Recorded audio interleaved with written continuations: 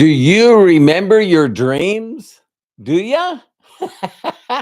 We'll get started just in a little bit. Hello, everyone. I'm going to say hi to my super chatters and the inner circle and the imaginators. Hi, John. Hi, Jody. Hi, Matt.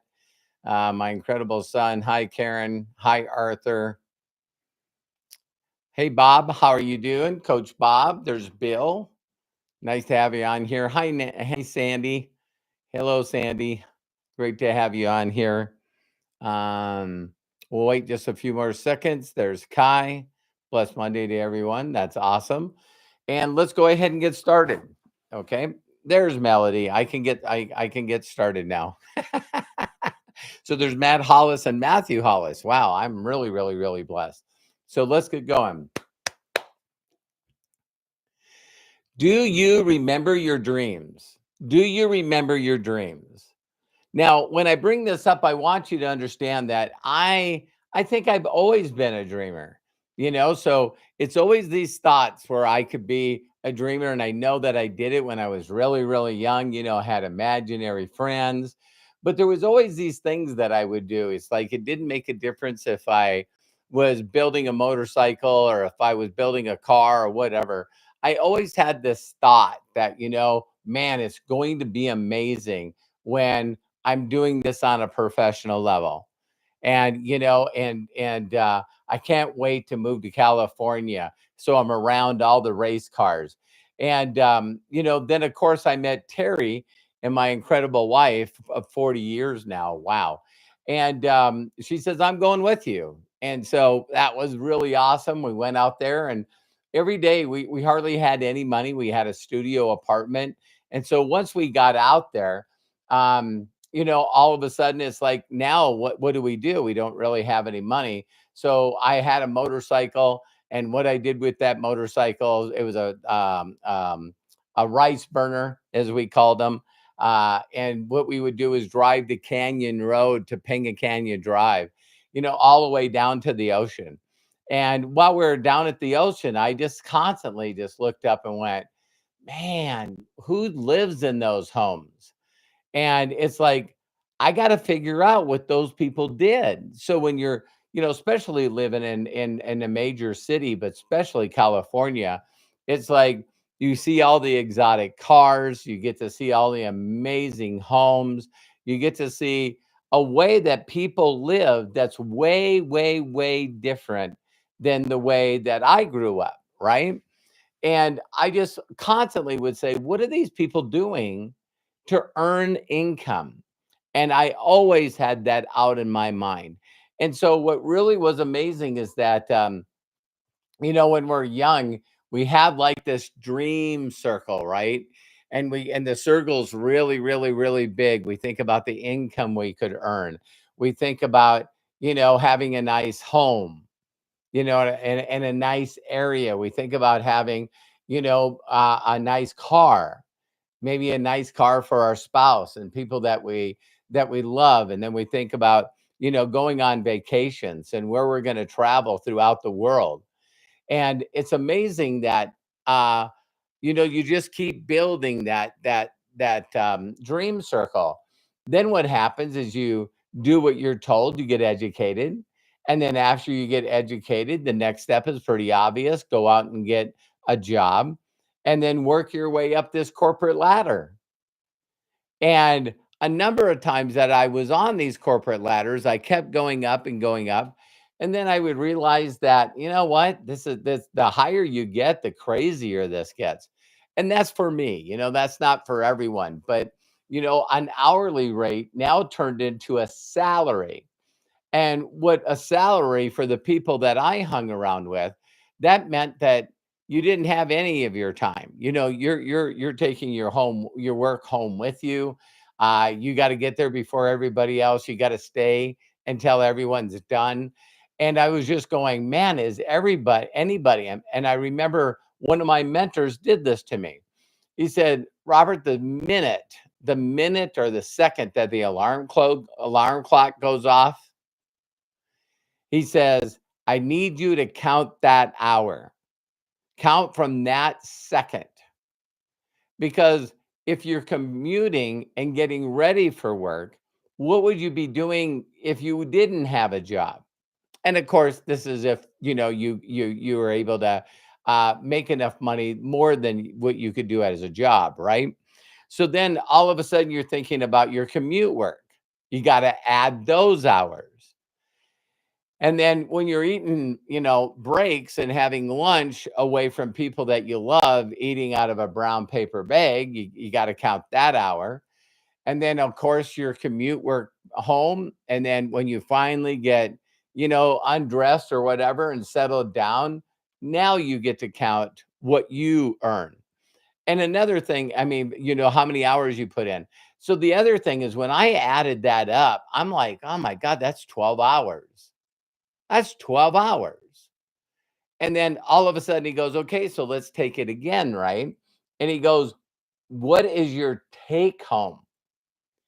See, there's this game that they play where they actually call your income gross income.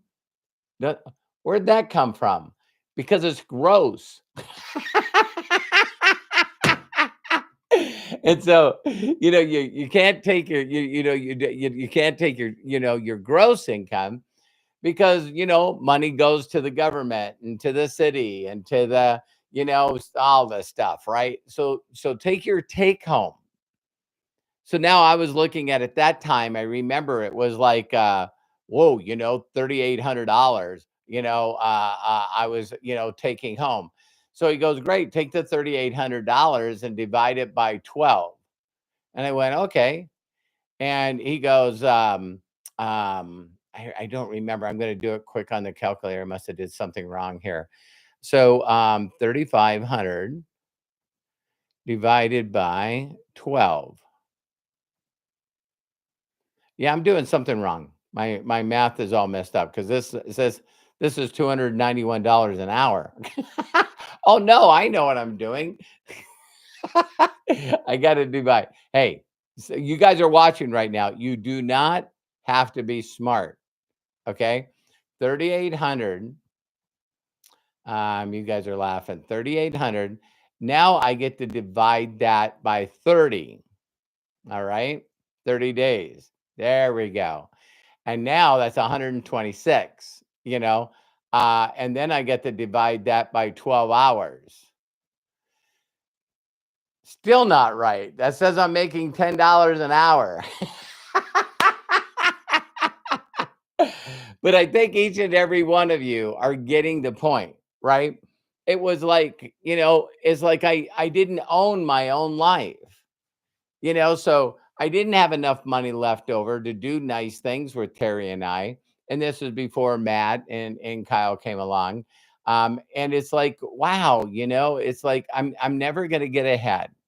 I'm never gonna get ahead. And that's where I see the majority of the people today. Because what you do is you got this giant income circle, and then you got this small income circle, dream circle, income circle. So then what we do is we go, nah, that's stupid. Why would you want to get a new car? I'll just get a used car, and then I'll fix that up.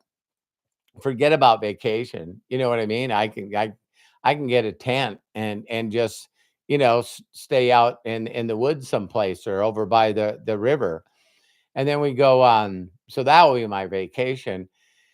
And what about a home? It doesn't have to be a nice home, or maybe better than I don't get a home. Maybe what I need to do is I just got to rent. I'll just rent. And, I think that we can get away with one car instead of two cars for Terry and I. And what we do is we just keep making our our dream circle smaller and smaller and smaller and smaller. Now, it's not just that we made our dream circle smaller. Then what we do is we really do some awful things. Is we start realizing that we're not getting paid what we're worth. And we start giving up hope. And so what we do is then we start figuring out, I'm not going to do all this extra stuff. Promotions go to, family members or somebody else. And then all of a sudden we just go, you know what? I'm just going to do the minimum. I am going to do the minimum amount of work. And you sort of get into a different game. Now, this game is all about, how little work can you really get away with? And I tell this story all the time about, man, I was excited about my first job. And I got there early. In fact, I drove the route from my house to see how long it would take me. There's no way I'd want to be late.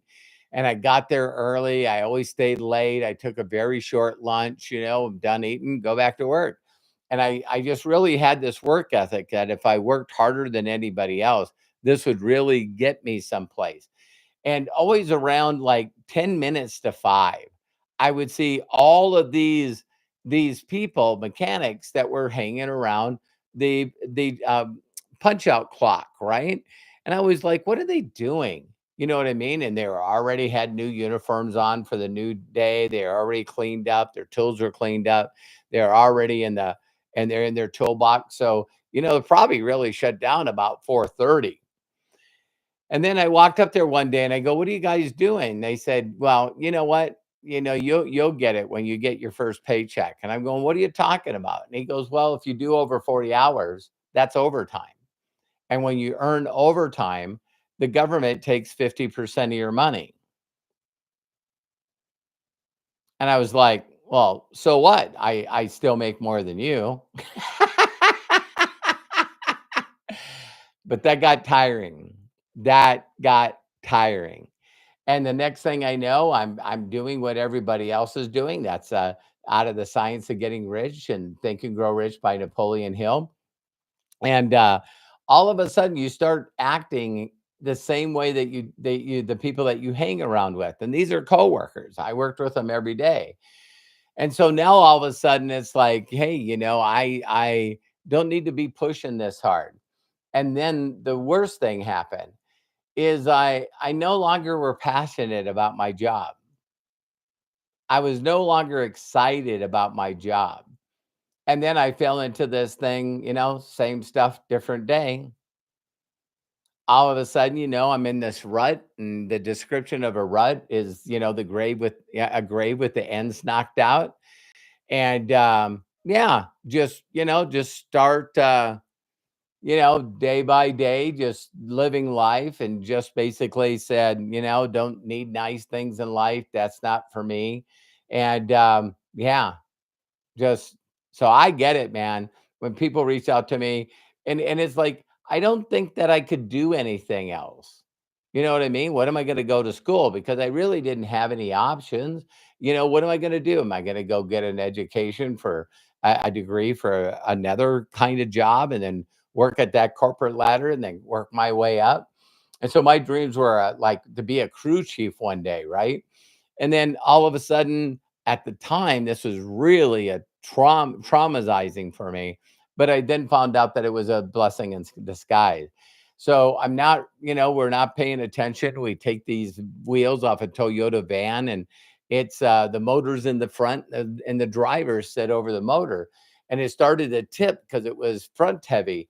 And I tried to stop it, and bingo, now all of a sudden, it hyperextends my knee.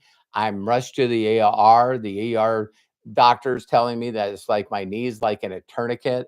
It's internal bleeding, and he looks at me and he goes, "Are you a Toyota mechanic?" Yeah, oh, yeah, I got Bobby on my name tag here, and he said, "Wow, you won't be a mechanic anymore." He goes, "You really messed up your knee." He says it's going to be hard for you to support your weight. I thought my dreams were like nothing, and now I'm like, "What?" See, there's this phrase out there, if you're not grateful for what you have, and if you're not total in appreciation mode, man, when I was all of a sudden on workman's comp, now my pay's down to 900 a month. Man, 3,800 sound like a lot. You hear what I'm saying? And it's just like, wow.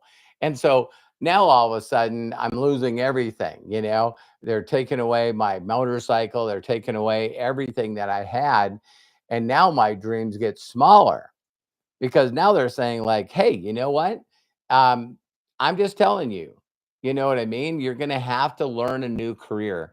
If you don't learn a new career, then we're going to stop paying you the 900 bucks. And I'm like, I got my electricity cut off. I took a small loan from a pawn shop on my used car. And man, talk about feeling hopeless and desperate and even suicidal. It was like, oh man. And all of a sudden, what happened is a friend called me. You can check out roberthollis.com/free and get a digital copy of my best-selling book from Amazon. It's also in Spanish and also on audio. And all of a sudden, he said to me, "I met this guy today. He showed me his check. It was attached to the stub in an envelope, and he says it was $62,000 for a month." I was like, "What?" And he goes, "Yeah, he put together this training, this free training, and also this free marketing system." And he said, I'm telling you, he's looking for people that want to make six figures a year." And I said to him, "I want to meet him. I'll come pick you up." And what was amazing is when I hung around him instead of all the other people that I was hanging around at the time, he started making my dreams come true again.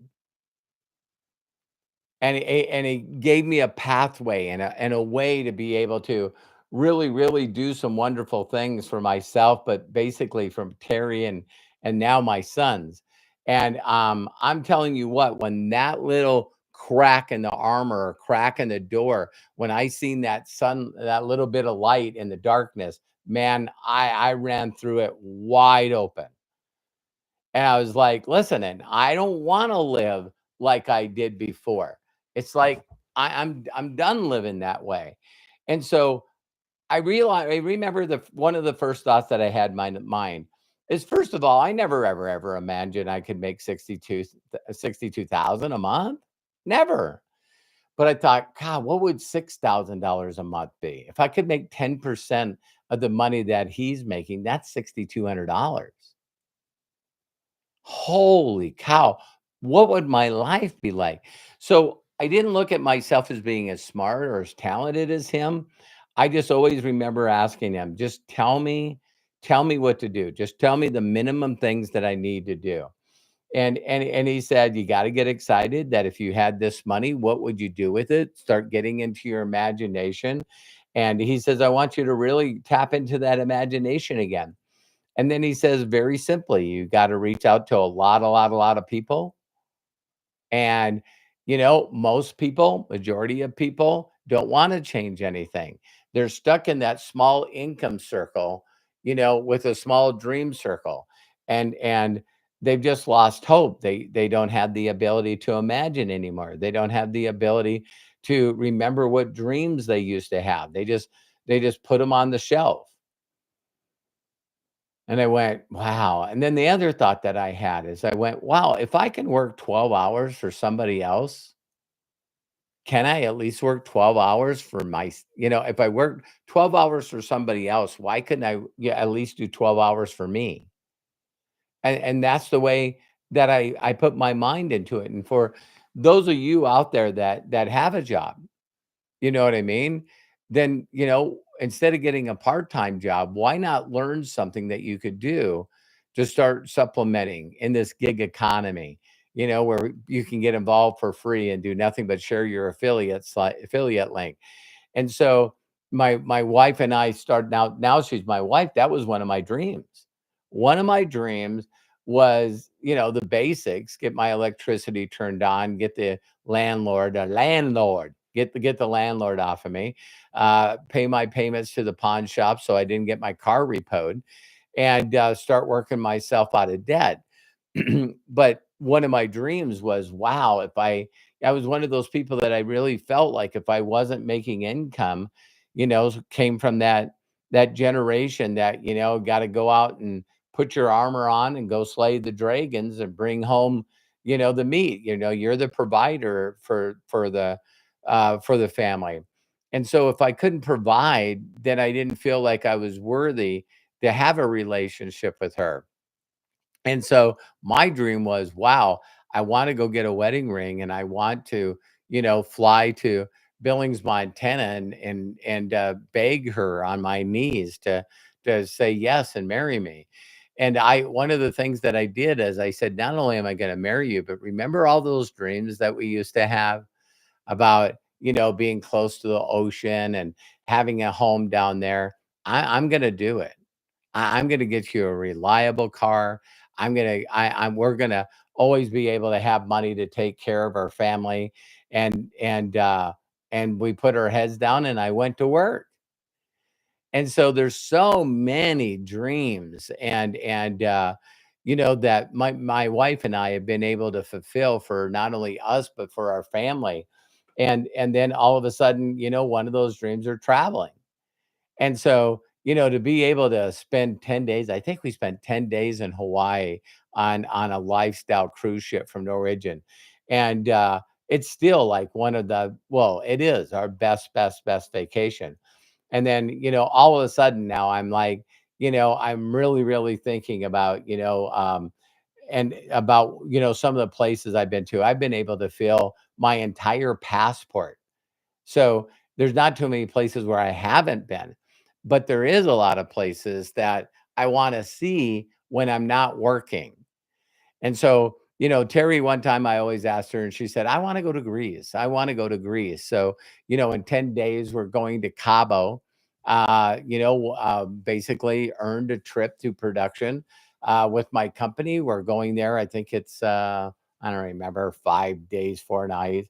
But one of the top resorts in Cabo, they paid for everything. It's all inclusive. They gave us $2,000 for air flights and $2,000 spending money. And then all of a sudden, we hooked together with this company called Dream Trips, and they said the next vacation is it to Greece. And all I got to do is do what I always already do is help other people live their dreams and live their imagination, get them to imagine again, get them to dream again, and then show them how we can make that happen. And so now all of a sudden it's like we're qualifying for this trip, and I'm gonna get that trip for free. And Terry and I are going to Greece in October. And I know this is a funny statement, but it's true. I can show you how to go with us. I can show you how to go with us and get that trip for free. And so yeah, the one thing that I wanted to share is that dreams do come true. Now all these dreams that I've had throughout my life, it was the only dream is funny. Sometimes we take the wrong path to our dreams because I thought, wow, wouldn't it be neat to have all my family and friends see me in the winner's circle, a winner's circle of a big race, and my pager's going off. That shows how long ago this is. And I was able to do that. You know what I mean? It was funny. There's just so many things that have happened in my career and my life where the more I dream, I always dreamt about, helping orphans, because there was a time that I was taken away from my parents when I was really, really young. And, I just thought, wow, when you're thinking you're being abandoned and passed home to home, it'd be neat to be able to be a voice and help those kids out. And I've been blessed to do that. And I'm just telling you, do you remember your dreams? And why did you put them on the shelf? Why did you think there's no way to be able to get them? Who told you that you can't have them? Maybe you just didn't stumble across it like I did. So I'd love to be able to help you. I have so many free videos on this YouTube channel and also on roberthollis.com. We're here to help you in every step of the way. I believe in you. And Melody Riba, thank you so much for being a super chatter and giving money so I can give it to the children. I love and appreciate you. Do me a huge personal favor, share this video and make sure to like it if you're not subscribed and click on that bell. I try my best to do 1 or 2 videos a day. I'm here to help you. And I give you permission to succeed and be happy in life. My mentors did that for me. I was one of those guys that were constantly walking around looking for someone to give me permission to do what I knew I could do and trust myself. So, have a great, great, great day and love and appreciate you. And we'll see you soon on the next video. Bye for now.